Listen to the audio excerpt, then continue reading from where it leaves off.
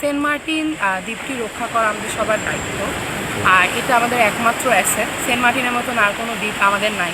আমরা যারা আসি প্রতি বছর, যত মানুষই আসি না কেন, অনেক ট্র্যাশ হয়, আমাদের অনেক প্লাস্টিক প্যাকেটস হয়, বটলস হয়, র্যাপার্স হয়। আমরা যে ক্লিন আপ করলাম, যাই পেয়েছি না কেন, মোস্ট অফ দ্য ট্র্যাশ আর প্লাস্টিক্স, মেইনলি বটলস, চিপসের প্যাকেট বা অন্য ধরনের ফুড র্যাপার্স। তো পরিবেশ রক্ষার ক্ষেত্রে আমাদের সবারই উচিত একটা দায়িত্বশীল হওয়া, এবং এই যে আমরা যেই ময়লা আবর্জনা করছি, আমরা যদি এটা আমাদের সাথে করে নিয়ে যেতে পারি এখান থেকে, তাহলে আমার মনে হয় আমাদের দ্বীপটা রক্ষা পাবে।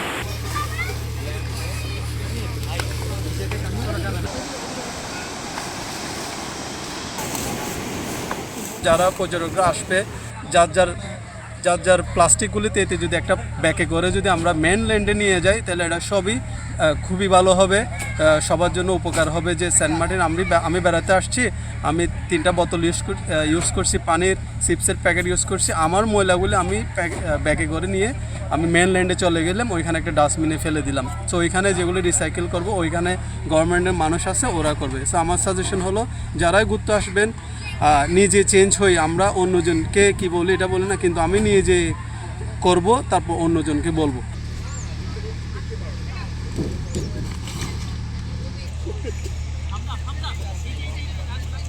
যেহেতু ট্যুরিস্ট সিজনটা মাত্র শুরু হয়েছে, ট্যুরিস্ট বেসড যে ডেব্রিগুলা, সেগুলো আমরা আসলে প্রতি বছরের তুলনায় এই বছর এখনও খুব বেশি পাইনি।